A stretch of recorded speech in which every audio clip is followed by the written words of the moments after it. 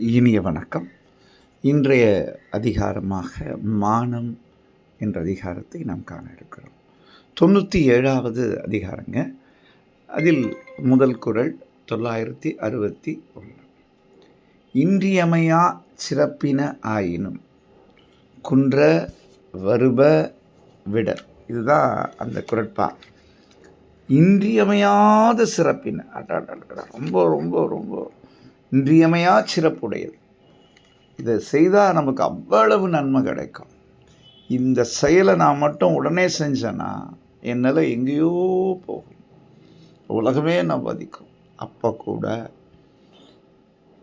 குன்ற வருப விடல், உன் நிலை இறக்கக்கூடிய ஒன்றை செய்யாது. இப்போ இந்த மானம் என்பது என்ன? நிறைய பேர் மானம்னா உடை போட்டு மறைப்பது, அது சரி.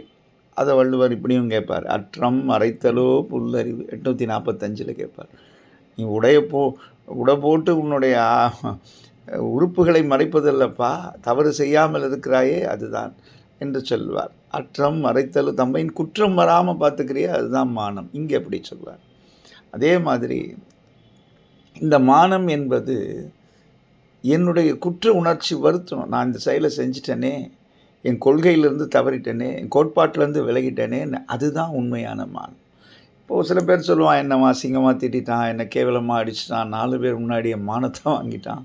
அதெல்லாம் தனக்காக வரக்கூடிய, அதாவது தன் பழிகள், அதாவது ஒருத்தனை இப்படி திடீர்னு இதெல்லாம் புறநிலைகள்.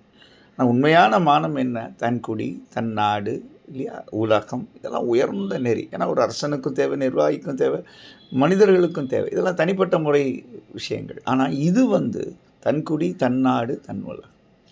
அப்போது இதை போற்றி இதற்கு ஒரு கேடு வரும் பொழுது அதற்கு கேடு நேரக்கூடிய செயல்களை ஒருவன் தனக்கு புகழே கிட்டினாலும் செய்யக்கூடாது.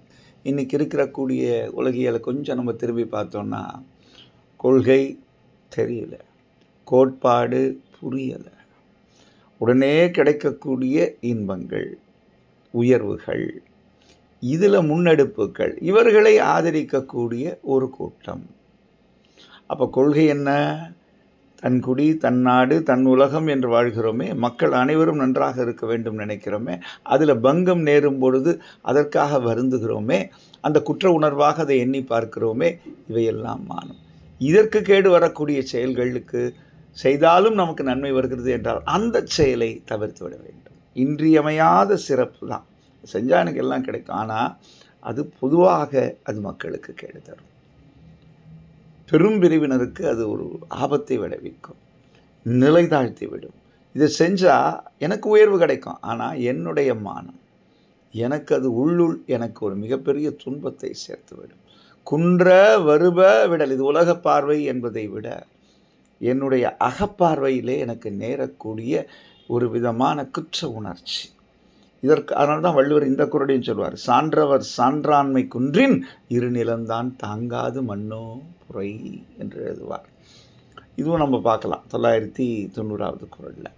நல்லவங்க இருக்கிறதுனால தான் இந்த உலகம் இருக்குது. அவங்க நம்ம கண்ணுக்கு தெரியாமல் இருக்கலாம், ஆனால் இருக்காங்க. கொள்கை சான்றோர், அவங்க என்ன நடந்தாலும் அவங்க அதுக்காக அந்த கோட்பாட்டை மறந்து வாழ மாட்டார்கள். அதுபோல் நாமும் மானமுடையவர்களாக, தன்வழி மானம் அல்ல, நல்வழி மானம், இதை கொண்டு வாழ்வோம். இதுவே வள்ளுவ மானமாக அமைந்திருப்பது கண்கூடு. இந்த நாள் இனிய நாளாக இதய வாழ்த்துக்கள். நன்றி, வணக்கம்.